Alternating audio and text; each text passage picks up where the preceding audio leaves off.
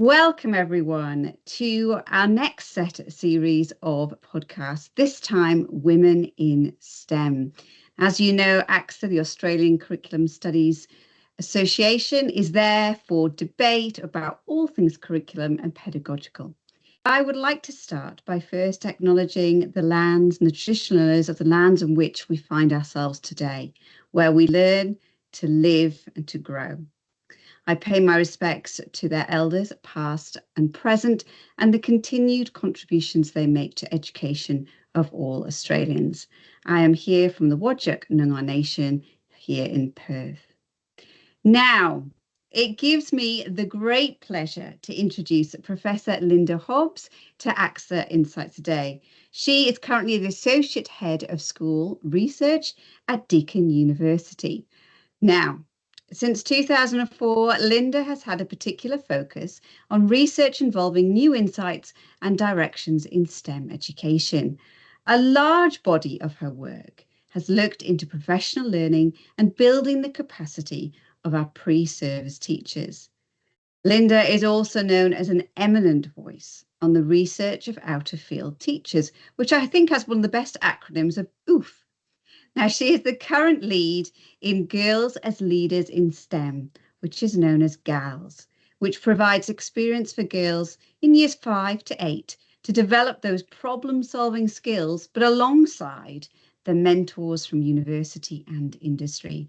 So welcome to ACSA Insights, Professor Hobbs.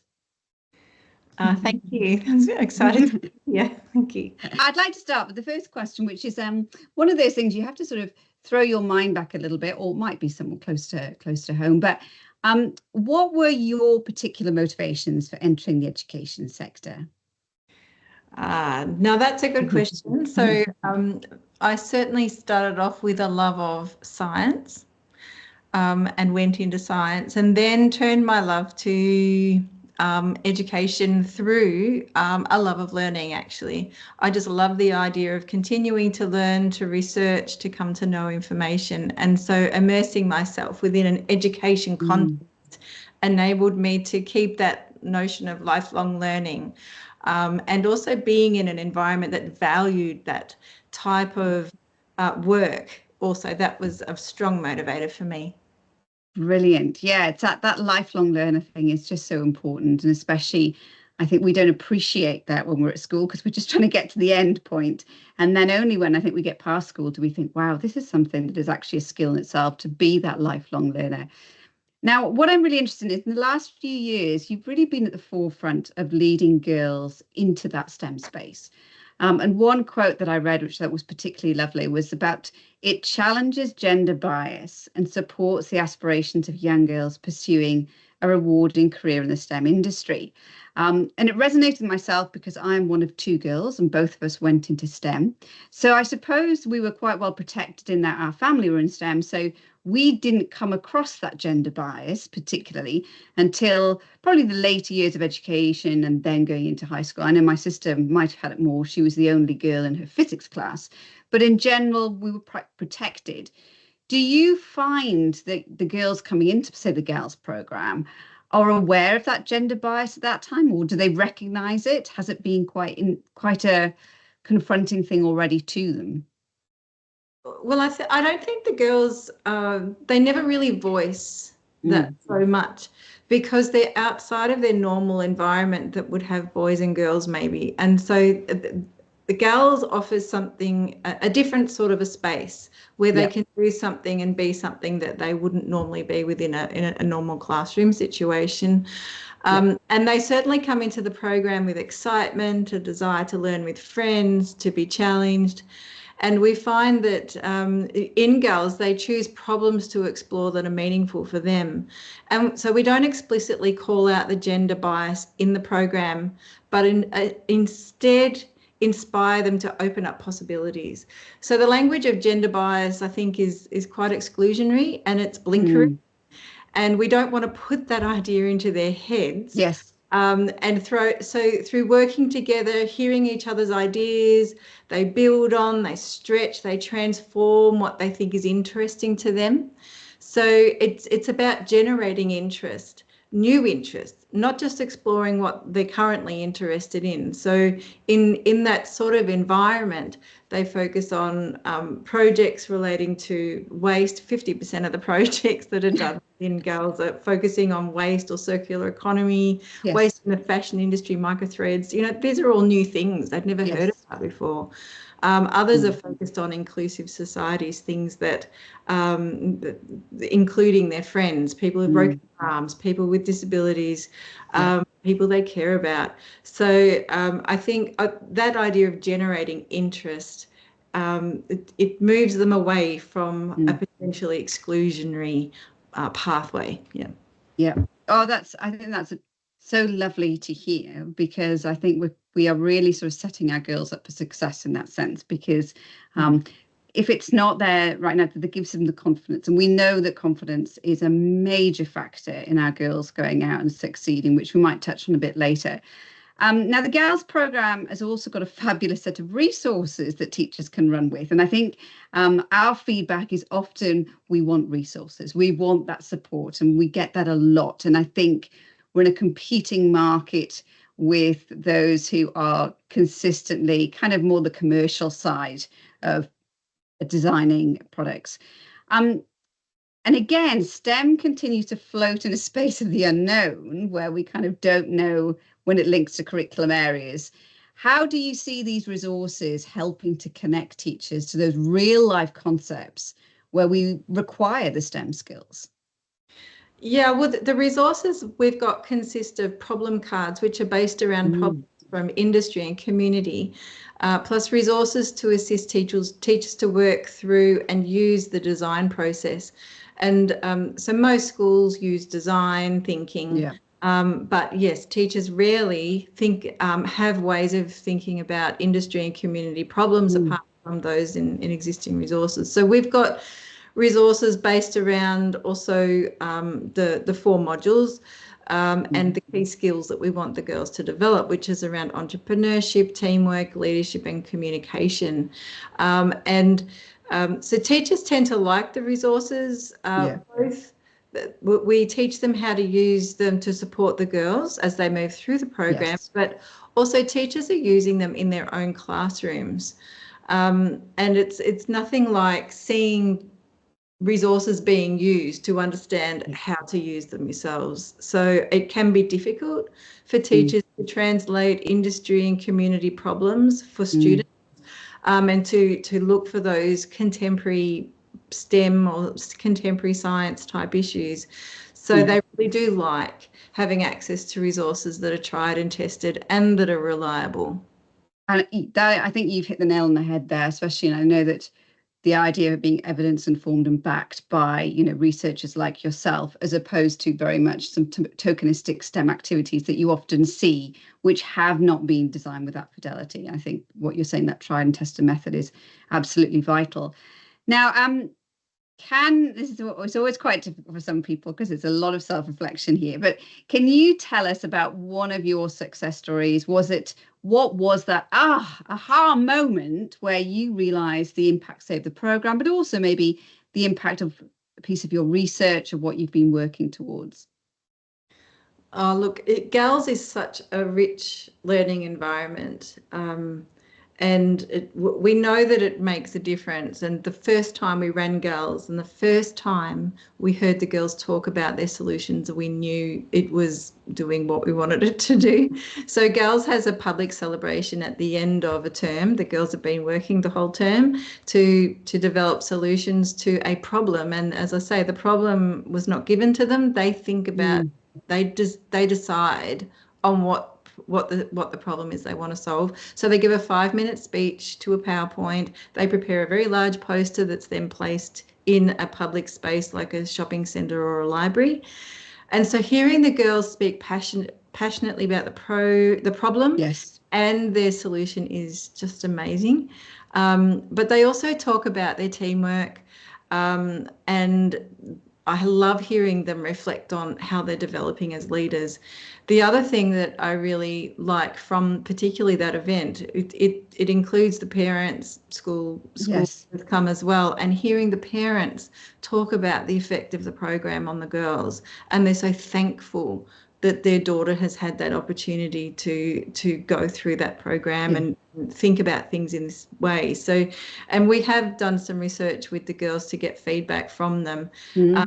You know, the one quote is, "It was a wonderful way to include girls in the world of STEM." I find it very cool because we can help make a difference in our world and expand our minds. I mean, how amazing is that?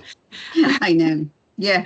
Oh, and that idea of kind of the community, that village raising a child, that is just so powerful. And when you're talking about that, you know, having that visual of them being able to have that pride in it being out there in the community as well, like that visibility that they're able to share and to work on is just so powerful, as you're saying. It's, you know, I think we forget those moments. We you know, often do projects and we get to the end result, but we don't actually realize the power of that completion and what the sense of achievement has been on that journey. You know, that journey is really the kind of, and, you know, obviously yourself coming from a science background, we also talk about, you know, the scientific method, and sometimes being stuck in that loop of trying to redefine something and change and design is the really exciting part.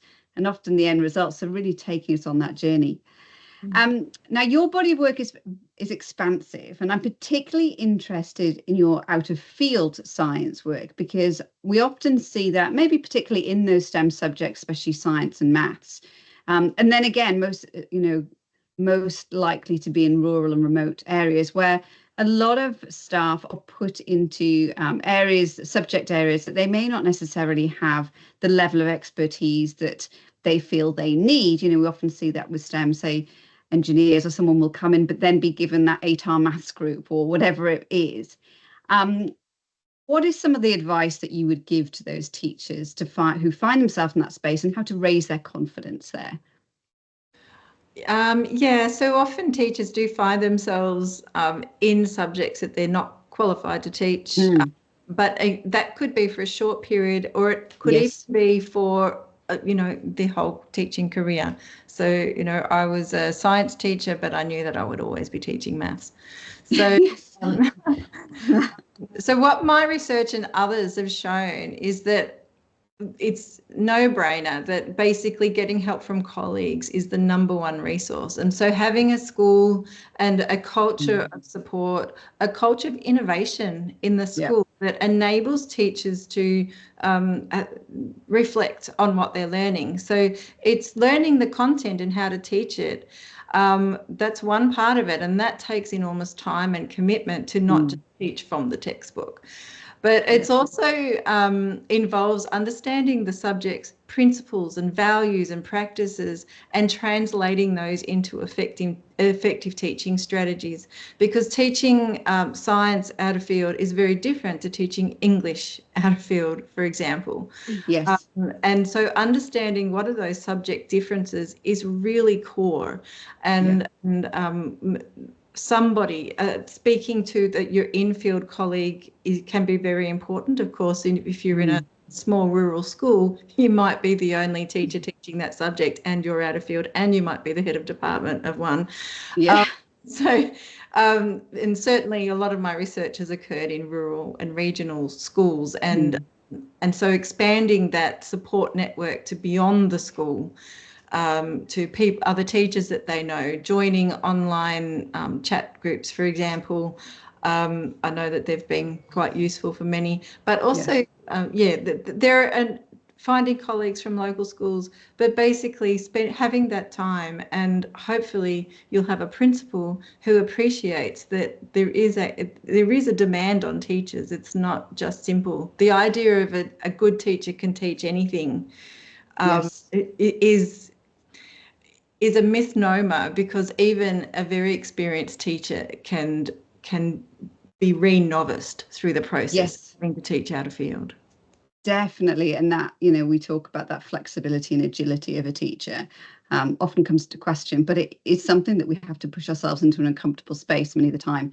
And I think that reference to looking outside of your environment, I know that that's been something that has given me a lot of confidence. And I talk about that with other people about, involving yourself in those chat rooms. And sometimes that's quite confronting because you don't know how much to give.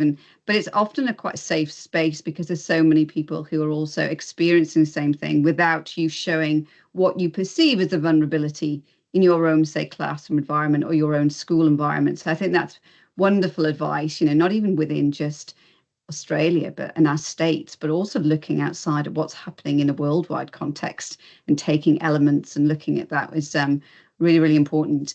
Now, I suppose I'm just thinking this, sort of science communication was something I fell into and felt that imposter syndrome. And I think despite having done well in science myself, I think sometimes the more you know, the less you know. So, as you go further down that field, you become quite specialized and you're just so aware that you don't have the expertise in everything. But how can we support those teachers to sit in that uncomfortable space and push themselves? Because that's often where we get the greatest results, when we've really had to invest in that uncomfortable space. And what would you have as recommendations to those teachers? Yes, well, I mean, science is quite unique in that it's an expansive field of subfields. Yes. And each of those are expanding all the time. So it's therefore impossible to know and appreciate everything there is to know, and the various modes of inquiry that are engaged in each of those to generate that new knowledge. Yes. So as we say to our students, science is about inquiring and asking questions. So it comes down to the inquiring mind, I think, as much as anything. So because we can never know all the answers, it actually it's important that we're always thinking about what else to explore. Yes. So probably approaching it with a childlike mind will ensure we don't worry that we don't know. Actually, a child very easily says, why? Tell me more. And so it's about getting excited about what else we can find out rather than being worried that you don't know everything. And that's one lovely, I mean, we've probably all been, especially I know I as a primary school teacher, where there is certain children who will always know more about space than you will ever know. That kind of, they get very caught up in a specific area of science, and that is something that they actually become mini experts in themselves, I guess, isn't it? And it's as a teacher, I think it's often quite hard, the dynamic, because if you see a lack of knowledge or if that experiment goes wrong, it's not a sign of your failure. It's an opportunity for you to learn and to showcase to children, as you're saying, that inquiry. How do we move forward? What do we do next? Now, if we look, which is actually, I was doing a bit of a deep dive and looking at the Department of Industry's report in 2023, and I was absolutely shocked that we still continue to see that only 15% of STEM qualified jobs are held by women. And then if we look at those higher education, if you look at girls, only make up a quarter of our enrollments in year 12 in information technology, physics, and some of those engineering areas. What can we do as educators working alongside these girls to ensure they can succeed? Because we're in a very unique position in that we are STEM educators. Not STEM, we can often bring STEM professionals in, but we're STEM educators. So what can we do to sort of support them? Yeah, look, there's no magic bullet here. And I think it's not just about what the educator does. It's about the whole spheres of influence on these girls. And I think that's the first thing that we need to appreciate. We can do wonderful things at school, but if it's not supported within the family, within the broader community, and there's not lots of opportunities for girls to engage, then it can be very difficult for them to continue to be inspired and enjoy the challenge and the thinking that occurs within science, within playing and using technology, and feeling successful at maths. Another interesting and quite shocking finding is that the latest PISA results, I think, shown that the girls are performing or achieving lower than the boys. The girls are achieving lower than the boys. I've not seen that before, actually. No. And research often shows that the girls are just as capable as the boys. It's just that it's a confidence thing. They don't feel as confident. And so I know that some schools are using some interesting strategies dealing with the notion of failure. You mentioned failure before. And girls often will not push themselves and take risks if they think they're going to fail. And so schools are using mantras like learning to fail, learning through failure, those sort of things to actually help girls to realize that failing isn't the end of it. So we've done some research funded through the Invagari Foundation, who also girls, by the way. We've done some science reports for them, and the first one, our review of the literature and our own experiences highlighted stressed the importance of starting early. Yes. And following through. So starting early from a young age. It's why girls starts in primary school, year 5, and goes to year 8. But even before that, and so another project also funded through Invagari is a new STEMES website, which will be catering for the whole child's life cycle to the end of secondary, but we started with early childhood because actually, would you believe there's not a lot of STEM resources for teachers and parents online for the children in those early years? Because I suppose they're not so conceptually focused. It's experiential. There's a lot of objects, but resources on how to use them.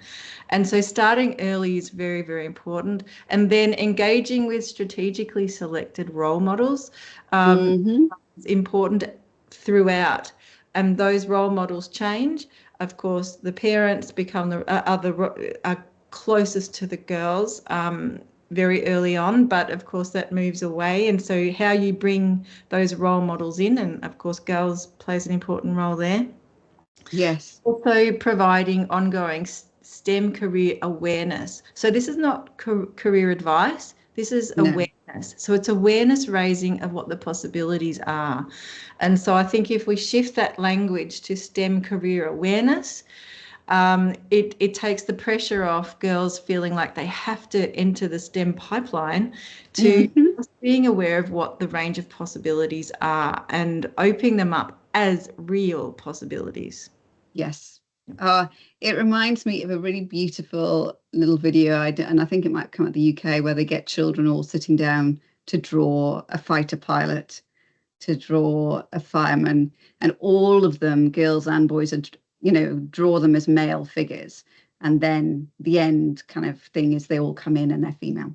And it's just a really interesting thing that even as young as that's kind of very much, in that space. And I think as well, linking back to your idea about girls and boys, I think, and it's my own personal experience, so it's not obviously research, but girls will ask more questions, or girls will seek just some confirmation they're on the right track, or that they understand the question. And often we can perceive that as a lack of confidence or lack of ability rather than them just clarification. Whereas boys, as you're saying, will often tend to sort of just throw themselves into it and have a go. Whereas girls will often seek that clarification. So I think that's often how it's perceived as opposed to rather those results that are on the paper. Now, this is the last question, but it's a bit controversial. And by no means is this my reflection of my own opinions here, but one that I feel we get asked a lot as STEM educators. But, we've got science, we've got technologies, we've got maths that have their own specific curriculums that obviously come through ACARA and then come through their states and territories and their variation. But then we've got this E in the middle, which kind of people get a bit stuck on because they don't know how to teach the E. And we've got these engineers, and we don't really see that engineering process till sort of latter years of high school and then going into university. Now, this acronym STEM, and it's kind of, I feel maybe it's sort of brought limitations on itself, causes more confusion. And we kind of try sometimes to put it into a subject of its own with its own curriculum. I suppose, how would you describe the conceptual elements of STEM, but also critically, at what age do we start letting the engineers in to help build the towers and the bridges? Well, I guess for me, I mean, I've written a bit about this. How do we think about STEM? Is it about different curricula coming together, or is it a way of thinking and about authentic context for learning? Or is it both? Or is it everything? Yeah. So you can think about STEM as an umbrella. It as a way of thinking, it's about integration, or it's simply about making science or schooling relevant. So that I don't get hung up so much on why the E's not there, for example, because I think that defeats the purpose of it. In fact, the purpose was never education in the first place. All right. That talks about an economic imperative to make sure that we've got, the STEM capabilities within society. So trying to translate that into education in itself requires some shifting, doesn't it? So I think that's probably the most useful way of getting away from that debate of where does engineers fit, to thinking how can it actually serve education and how can it serve our young people and teachers in creating authentic context for learning. And so I do see STEM being implemented in schools in different way. It can be used as a promotion of maths and science in response to a downturn in student interest, and that might go out to the whole student body, the whole community of the, letters and what have you. It could be an emphasis on engineering, design and technology processes, and I often see that. Or it could be into existing science and maths classes as a sort of a context for learning about science and maths. It could be focused on digital technology, computational thinking, and digital technologies that are used in STEM-related areas. Another way is simply to use it as real-world problem solving as context for learning. For example, making a maths. I've seen a difficult area of maths to make engaging. They use problem solving in that context, and then also emphasising those 21st century skills, so focusing on the skill building. And then integration. Sometimes it's just about integrating. But what I really love about STEM is that it's not a particular thing. So a school can use it to achieve a certain aim. If it's about engaging the disengaged, fantastic. If it's about an opportunity to expand those high performing students, fantastic. If it's about simply making the curriculum suit the particular student that go there, and so I think that's quite wonderful. What I don't want to see is a STEM curriculum, because that will force it into a particular box. That will remove that flexibility. But what's most important is that we do think about what we say when we talk about STEM, and when do you start implementing it? Right from the start. Already said that. So I think it's really important that we think about why we're using STEM, what are our purposes and goals for doing it, and then it will actually work wherever we put it. 100%. All of that, I just resonates so strongly with me. But, what you said there at the beginning was that it didn't originate in education. That kind of has thrown me quite a lot, because then it makes sense. I go, that completely makes sense as to how we have not inherited it, but how we have adapted it to a completely different context, and that we've looked at it. So that was a really lovely way of being able to think that for me. And I think you're right in that the more we put a box around STEM, and we can have these continuous debates of whether we put an A in it or whether we add things to it, and we have these quite polarizing opinions where I definitely want this in it and I definitely want that in it. And as you're saying, that was never really the intention. It was not to be that box-like structure. Well, that time has gone so quickly. So thank you so much, Professor Hobbs. That has just been the most beautiful conversation, and obviously something I'm incredibly passionate about. I'm going to let our kind of listeners know that we've got the links to all of Professor Hobbs's work and to her Girls programme, which I strongly encourage you to reach out and have a look at and see just the amazing work that's happening over there. So thank you to all our listeners today. We look forward to talking to you soon. Thank you.